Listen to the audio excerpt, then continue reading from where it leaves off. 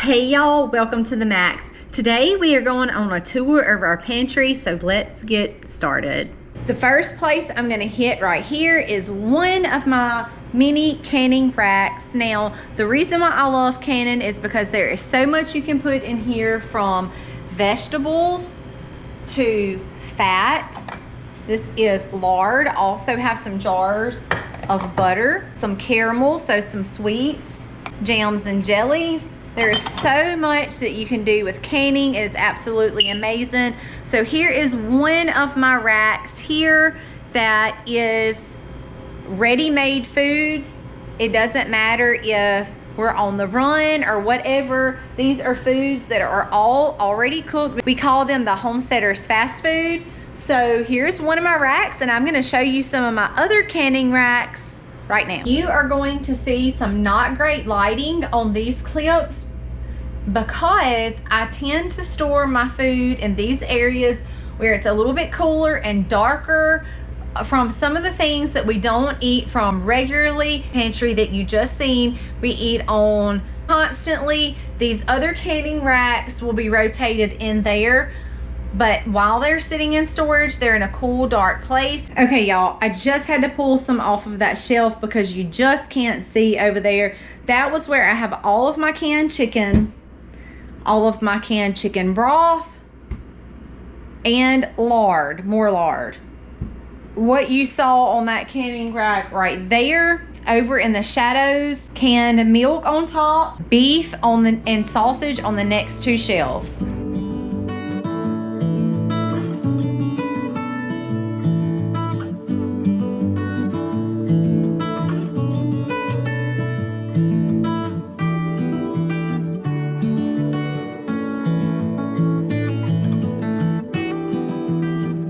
My next canning rack is right in our laundry room where we do a lot of our processing of milk, and you see everything from corn to pickles to carrots, pineapples, and pears. You see all of that in here on this canning rack. One of the many cool things that I love about canning, this is something that you can do that you can't do in the freeze dryer, you can't do in the dehydrator. There's really no other way to put up butter like canning. So canning is a huge hit here. That's why I have a pantry full of canned things, from fruits and vegetables to things like fats, as well as my meats. So here is one of my absolute favorite spots of the whole house. This room was my old laundry room that we transformed into my major walk-in pantry, which is where I house my Harvest Right freeze dryer. I actually have corn in there right now, and I ground up to make some cornmeal, and it is absolutely beautiful. Cornmeal from organic corn we grew right off of our farm. It is absolutely beautiful. I'm actually making cornbread to eat with our fresh peas tonight, and I'm talking over my freeze dryer, so y'all just have to bear with me because it does have corn in it right now. But some other things that I have in my pantry that I wanted to show y'all first, we'll start on the floor, is a container of apple cider vinegar. This comes from Azure. It's a 5-gallon container. I actually have two of those. This is a 5-gallon bucket of coconut oil that also come from Azure. A basket of noodles. Now, I do have a pasta maker, but when I can't make my pasta, if we're busy or in a hurry, I have a basket full of noodles. Of course, these don't go bad. This is one bucket of sweet potatoes right here that I can just walk right in the pantry and grab potatoes to cook. I also have regular vinegar to clean with. Other things that I have in my pantry is sugar. Now, I don't honestly like to use sugar a lot, but there are times that we have to use sugar, whether it's different recipes I'm making or whatever. So I have regular cane sugar and brown sugar in both of these boxes here. These are both organic sugars. Some of my bread making has consisted of freeze-dried milk in my recipe. So this is freeze-dried milk that I have stored in my pantry. This is some of the other cornmeal. Y'all saw the cornmeal that I had ground up That is what I'm currently using. This one is sealed off, however. This will be used next. And the corn that's in the freeze dryer now will be going up. Some of that will be put into our emergency supply kit, which I'm also going to show y'all as well. I have other things in here like green onions. Now, some of this stuff, if I see towards the end of the fall that I have enough stuff up there, which I'm going to show y'all also in a minute, some of this stuff can also go into our emergency supply kits. Cider vinegar. I make laundry detergent. Here is garlic that we harvested. Here's garlic that we harvested. Potatoes that we harvested. All of those things are in my pantry. I also store many of my books that I use very regularly right here in the pantry. You see a lot of my herbal remedy books, herbal recipe books, plant medicine, the Herbal Medicine Maker's Handbook, Healthy Babies and Children, Herbal Healing for Children, Herbal Encyclopedias, Stick Health, Absolute Favorite, The Lost Book of Herbal Remedies. So those books stay in my pantry because I have a couple of different sections in my pantry. Here is one. This consists of all things that can double also as medicine. I have a couple of tinctures down here. I have a couple of tinctures in another spot. Calendula flowers, feverfew, chamomile. Those are some y'all might be familiar with. This is parsley. This is my usna tincture that y'all saw me make that. If you didn't see that video, y'all be sure to check it out. This is chicken livers. This is raspberry leaves. Underneath is all of my spices.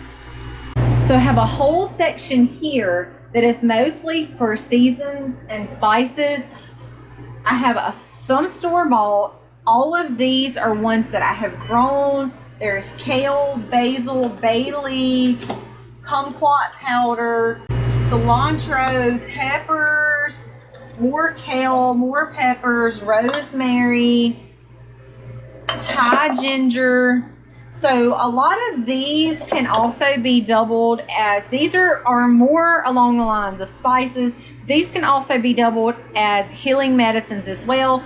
The rest of the pantry really consists of things like peanut butters, ketchups, a lot of the things that I cook with that I just can't make, cocoa powder, things like that. The very top part of my pantry, I have some baking sodas up there, jams and jellies up here, some extra almond flours, some extra salt, some extra dried beans, spices and herbs. These are ones also that I have bought from Azure. A lot of them I just can't grow enough. A lot of this is paprika and chili powder. This is extra garlics. I've run out of room. A lot of those I have put up in jars. These are our extra peppers that I have put up in jars. This section over here is our bell peppers, our garlic from this year. All of those quart jars down there are also garlic and onions.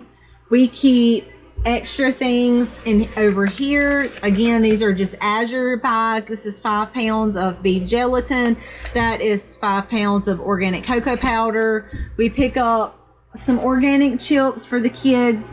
So these little baskets just house a couple of our organic snacks, non-GMO snacks.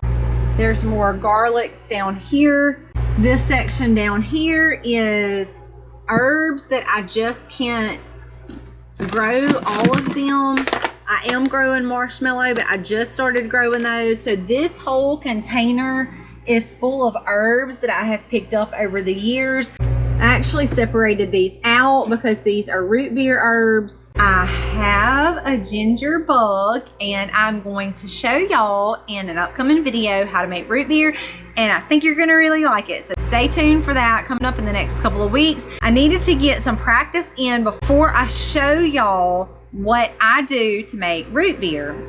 More spices, organic tomato sauce because we do cook a lot. freeze-dried snacks, bulk snacks. When we do buy snacks, look for non-GMO, organic if you can, no artificial flavors and preservatives. This was the rest of our potatoes that we dug up. These are walk-in onions, so all of these are onions that I have dried out and I put in here because it's easy access when I'm wanting to cook.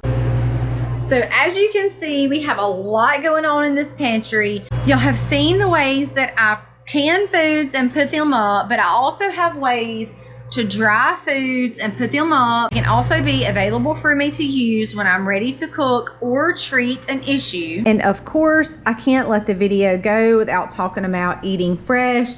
Some of the stuff that we just bring in right from the farm, I wouldn't consider this a pantry, but it kind of is a pantry. It's an area where I store a lot of my fresh fruits and vegetables that we eat on. You saw apples and bananas here. They're both organic. We just aren't hot enough for bananas and we aren't cold enough really for apples. So those things we just can't grow well here. Strawberries and blueberries are two of the kids' other favorite items that they really like, and they do well here. We do eat on those fresh during the season, and the other things go to the freezer, which is where we're heading now. Right in the kitchen freezer is where I stash my frozen butter till I get enough to pressure can. So in here is some of our frozen vegetables like okra, because okra comes in like crazy. I don't want it all canned. So some of that goes in the freezer. Again, the frozen strawberries, there's one bag. There is another bag in the back. These are our strawberries that we grew. Our strawberries we grew, butter, extra okra, butter, more strawberries, carrots that we picked up, okra. I have a couple more freezers, which is where we're headed now. Right in the other side of our laundry room, I have things like, here's more okra. I have a couple of things of milk put up in here. More strawberries. Again, these are strawberries from our farm. Squash patties that have already been pattied out and put in the freezer. Pecans that I got from a local friend around here who has a pecan tree, so those are put away as well. This freezer contains more milk, more strawberries, more okra, chicken broth, beef broth, more strawberries, and more beef broth. So chicken and beef broth is another one of those things that I like to freeze until I have enough where I can put up in jars. I don't like to do small batches. I feel like it wastes my time and energy. Not only energy in the house, my energy too, but mostly energy in the house because it takes a lot of stove to pressure can. So I want at least all the quart jars, 7 quart jars full. So I have to make sure that I have enough before I get that going, and it just makes it a lot easier to do it all at the same time. Here is things like sausage. These are all peas that we just added to the freezer. This is all sausage. This is all sausage and bacon right off the farm. These are all pork chops, sausage. This freezer is more corn for the freeze dryer. This is all ground beef. This is all ground beef. Actually, this is ground pork because I do like to mix them. These are hams, ribs, round steaks, and more ground beef. More ground beef, hams. This is all steaks. This is all hams. This is all roast right here. These are all round steaks here. This is a combination of roast and a couple of steaks put up along with some fruit peel juice. This entire freezer right here is the freezer that you saw Aiden and I restock up a couple of weeks ago. This is from one of our steers that we took off to get butchered. So this whole entire freezer here is ground beef. This is kind of a combination of several different things. We eat a lot, so I have to have a lot. Some shredded cheeses that we've picked up, some vegetables, spinach and cheese raviolis we picked up.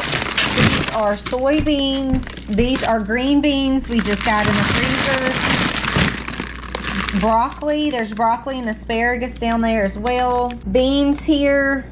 Beef livers here. Chicken and pork over here. Finally, one of the last areas of our pantry tour that I'm going to show you where we keep extra supplies and extra food. It's kind of out of sight, out of mind. Most of this is put up for emergency, not all of it, but some of it is. It's not emergency, but it is up here so that it can finish drying out. This is all of some of the rest of my garlic that I harvested this year. Now, most of this will be replanted for next year because I do have enough garlic already to sustain us for next year. I put a portion of it back in this room so that I will have garlic that I can replant for next year.